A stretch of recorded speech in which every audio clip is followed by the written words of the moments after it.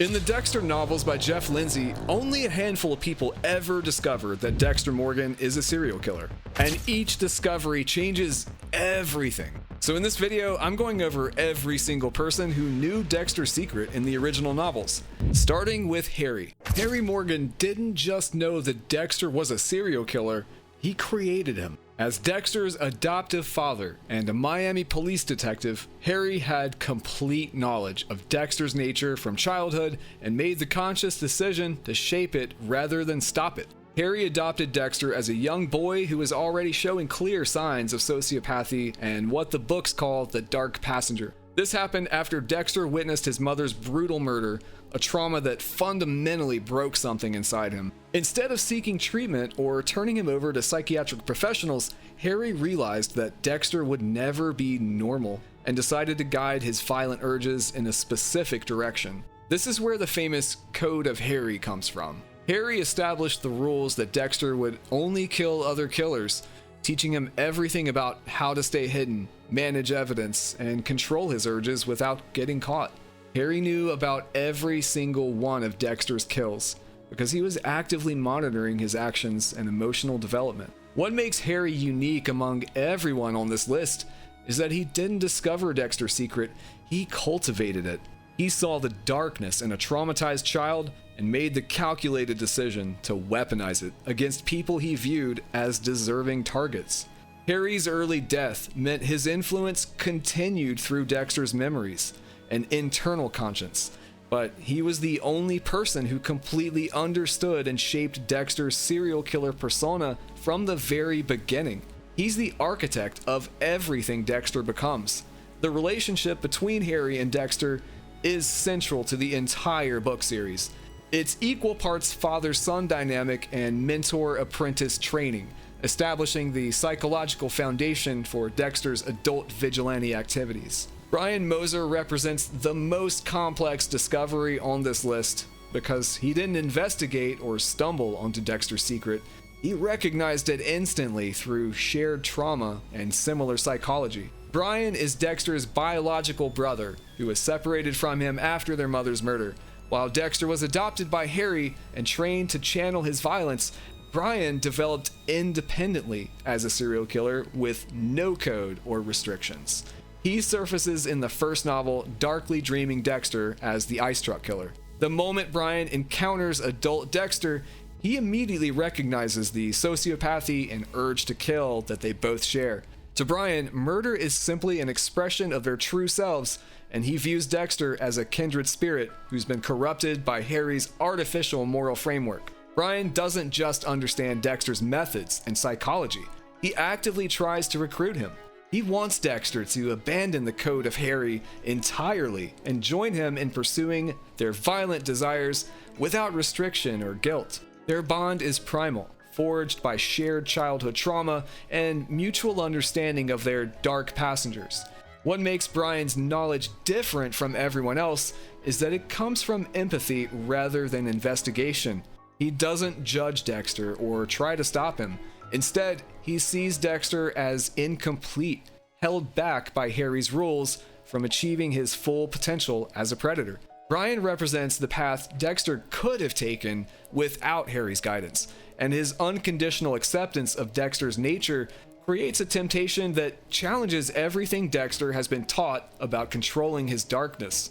Deborah Morgan's discovery is the most emotionally complex on this list because it develops gradually and creates an impossible conflict between family loyalty and professional duty. As Dexter's adoptive sister and a Miami police detective, Deborah initially trusts Dexter completely. She relies on him both intellectually and emotionally, often turning to him for guidance on cases and personal problems.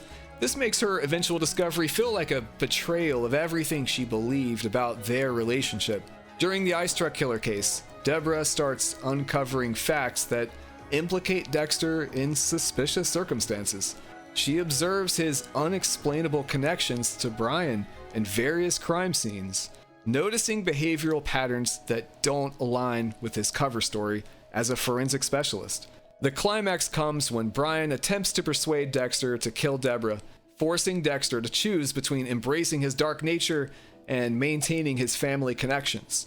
Deborah confronts Dexter about his suspicious behavior and, while not given every detail, becomes aware that he operates outside the law as a killer shaped by Harry's legacy. What makes Deborah's knowledge unique is how it evolves throughout the book series. Her suspicions wax and wane as she sometimes attempts to overlook or rationalize Dexter's actions due to overwhelming love and loyalty. She never fully returns to ignorance about his true nature, but she also struggles with accepting it. Deborah represents the emotional cost of Dexter's secret. She loves him, but is appalled by what he does, creating internal conflict between her role as a police officer and her identity as his sister. Her journey from trust to suspicion to reluctant acceptance drives much of the emotional tension in the novels. Before you watch any further, I'm happy to finally announce that I'm releasing the first limited drop of my t-shirts. At the start, there are only 100 available, so make sure you buy them while you can at dtmerch.store. Enjoy the video. Albert Dokes is the only law enforcement character from Miami Metro to see through Dexter's charming facade and recognize him as a threat. His knowledge comes from professional instincts and persistent investigation rather than family connection or shared psychology. From their earliest interactions, Dokes is intensely wary and suspicious of Dexter's cold detachment and uncanny ability to understand murder cases. Where other cops see Dexter as a valuable forensic analyst, Dokes sees behavioral red flags that suggest something much darker. In Dearly Devoted Dexter, Dokes escalates his suspicions into active surveillance, continuously tailing Dexter due to his general suspicions about Dexter's nature. However, he is captured and mutilated by Dr. Danko, the book's main antagonist, before he can uncover concrete evidence of Dexter's activities. He survives the ordeal but loses his tongue and must use a voice box, remaining suspicious throughout later books without ever fully proving his theories. Unlike the family members who discover Dexter's secret through emotional connections, Dokes approaches it from a cop's perspective. He doesn't care about Dexter's motivations or personal history. He simply recognizes that Dexter is dangerous and needs to be stopped. Dokes' awareness puts him in direct danger because he represents the justice system's natural checks against Dexter's vigilantism. His pursuit acts as a constant reminder of how close Dexter always is to being caught by someone who won't be swayed by family loyalty or personal affection. The cat and mouse dynamic between Dokes and Dexter creates some of the most suspenseful moments in the book series, with Dokes serving as the primary threat to Dexter's continued freedom. Before we get into the remaining characters, let me remind you to subscribe if you're enjoying the breakdown of the Dexter novels. Trust me, the final two discoveries are just as fascinating as the ones we've covered. Bernard Alon represents a different type of discovery entirely. He's not a family member or colleague, but an antagonist who appears in Double Dexter as someone who uncovers Dexter's nature through his own criminal expertise. Elon discovers Dexter's secrets by witnessing one of his kills and subsequently becomes a copycat killer who attempts to replicate Dexter's methods. What makes him dangerous is that he doesn't want to arrest Dexter or save victims. He wants to use Dexter's secret for leverage and manipulation through blackmail. Instead of being horrified by what Dexter does, Bernard finds it intriguing and seeks to exploit it for his own purposes. He attempts blackmail and psychological manipulation, viewing Dexter as a useful tool rather than a threat to society. The battles between Bernard and Dexter are intellectual and psychological rather than physical. Bernard recognizes that Dexter is far more dangerous and unique than he appears to be as a forensic analyst, and their confrontations become exercises in criminal minds trying to outmaneuver each other. Bernard's knowledge differs from everyone else because it comes from a place of twisted respect rather than family obligation, professional duty, or shared psychology. He appreciates Dexter's skill while attempting to control and manipulate it for his own benefit. The final entry on this list is perhaps the most disturbing because it involves children. Aster and Cody are Rita's children who become Dexter's stepchildren when he marries their mother, and their knowledge of his secret is more implied than explicit. Both children display troubling sociopathic tendencies themselves, picked up after experiencing their own childhood trauma. Dexter recognizes their potential for violence and makes the decision to mentor them when he becomes part of their family. He begins introducing them to concepts from the Code of Harry, teaching them to structure and restrain their dark urges in ways similar to how Harry trained him. While they're not fully aware of every detail, the context and intent of Dexter's lessons suggests they're developing knowledge that he operates outside normal morality. The books hint at Dexter's long-term plans for Aster and Cody, but don't always clarify how much they actually witness or understand about his activities. Their learning process is ambiguous, but they represent the only other people that Dexter actively trains in the methods and ideology of his double life. What makes their situation particularly complex is that they're children being shaped by someone who's systematically teaching them to become killers. They're not discovering Dexter's secret through investigation or family revelation. They're being groomed to continue his legacy. Rita Bennett represents one of the most psychologically complex cases of willful blindness in the entire Dexter book series. As Dexter's girlfriend and later wife, she was in the perfect position to discover his secret, but her own trauma prevented her from processing what she was seeing. Rita occasionally noticed Dexter's emotional detachment, unexplained absences, and strange behavior patterns that should have raised major red flags, but she observed his lack of genuine emotional responses to situations that would affect normal people. His frequent late-night disappearances, and an overall sense that something was fundamentally off about the man she was living with. But here's what makes Rita's situation so tragic. Her psychological makeup prevented her from pursuing these observations. Having survived an abusive relationship with Paul, Rita was psychologically conditioned to value stability over investigating potential problems. She had rebuilt her entire world around the idea that Dexter represented safety and emotional consistency. Rita actively suppressed her doubts because acknowledging Dexter's true nature would have shattered her carefully constructed sense of security. She rationalized his emotional detachment as stability, attributed his mysterious absences to work stress, and shut down any thoughts that might threaten her psychological well-being. This represents a real psychological phenomenon where trauma survivors overlook warning signs to maintain their sense of security. It's not that Rita was stupid or completely oblivious. Her mind was protecting her from information that could destroy her recovery from previous abuse.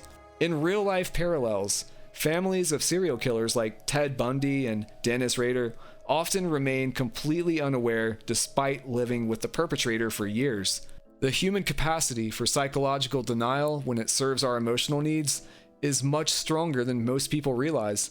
In the books, LaGuerta is a completely different character than her TV counterpart. Not only is her name Mijdia and not Maria, also her relationship with Dexter is far more dangerous and complex.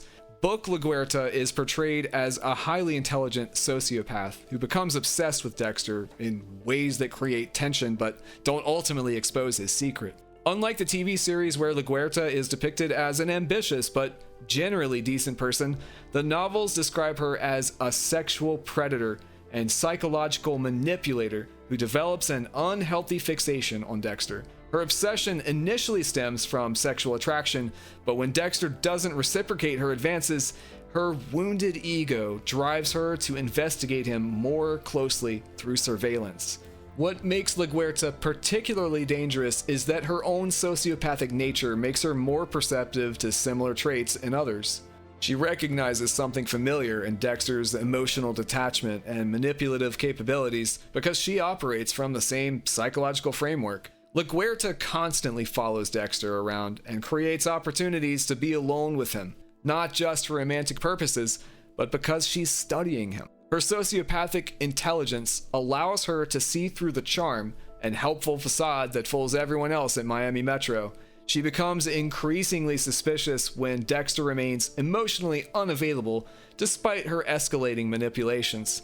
For someone accustomed to controlling and influencing others, Dexter's resistance signals that he's operating on a different level than normal people. In the first book, LaGuerta dies during the confrontation with Brian when she follows Dexter to the shipping container where Deborah is being held. Her death occurs due to jealousy rather than suspicion of his true nature.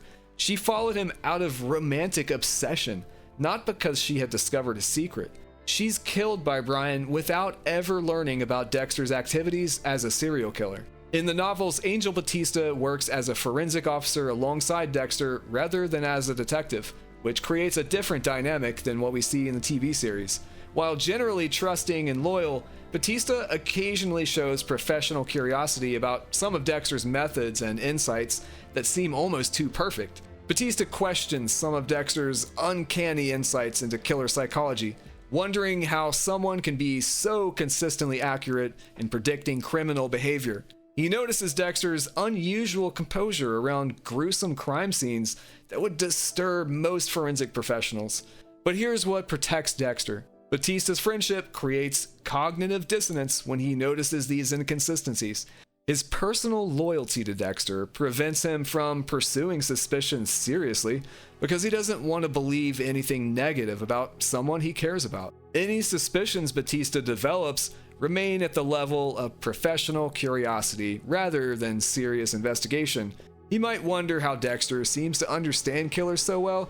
He explains it away as natural talent rather than personal experience. The friendship creates a protective barrier that prevents deeper investigation. Batista trusts Dexter personally, which makes him dismiss professional doubts that might otherwise develop into real suspicions. Several Miami Metro officers occasionally notice Dexter's unusual behavior patterns, exceptional insights, or emotional detachment, but these observations never coalesce into serious suspicion. The institutional culture of law enforcement, combined with Dexter's reputation as a skilled forensic analyst, provides natural cover for any unusual behavior. Colleagues sometimes comment on Dexter's unusual calm around violent crime scenes that would disturb most people. Some notice his uncanny ability to understand killer psychology in ways that seem to go beyond professional training. But Dexter's professional competence and helpful nature create a protective reputation that explains away any quirks. Dexter, being someone consistently useful and reliable, generally made his coworkers tend to dismiss unusual behaviors as harmless eccentricities. The institutional setting also works in Dexter's favor. Police departments are full of people with unusual skills, dark senses of humor, and emotional detachment as coping mechanisms. Dexter's behavior doesn't stand out as dramatically as it might in other professional environments. Any doubts that colleagues develop are dismissed as professional quirks rather than signs of a double life. The culture of law enforcement normalizes exposure to violence and psychological analysis of criminals, making Dexter's expertise seem like natural talent rather than personal experience. Throughout the book series, various criminals and targets realize something is wrong with Dexter in their final moments, but these realizations come too late to matter.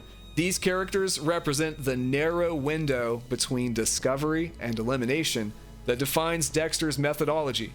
Some victims recognize Dexter's true nature during his kill ritual when he reveals himself before finishing them off. The moment they understand what's happening, they're already restrained and facing inevitable death. Certain antagonists piece together clues about his activities through their own criminal networks or investigative skills, but they usually make this discovery while already being hunted by Dexter. These discoveries are always followed immediately by their elimination, ensuring that their knowledge dies with them. This creates a pattern where the people most capable of exposing Dexter, other criminals who understand predatory behavior, are also the people he's most likely to target.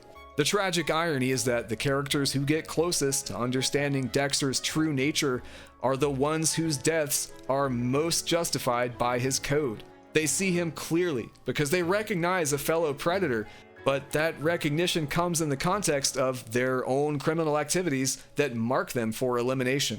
These near discoveries show how Dexter's methodology creates its own protection. Anyone smart enough to figure him out is usually someone he has legitimate reason to kill anyway. It takes crazy to recognize crazy. The novels maintain Dexter's secret much more tightly than the TV series, which eventually revealed his identity to multiple characters. Jeff Lindsay's books focus on the psychological tension of maintaining a double life with only a tiny circle of awareness. This creates a different dynamic where each discovery carries enormous weight because it's so rare. If you enjoyed this video and want to see every difference between Dokes in the books and series, click the video on the screen.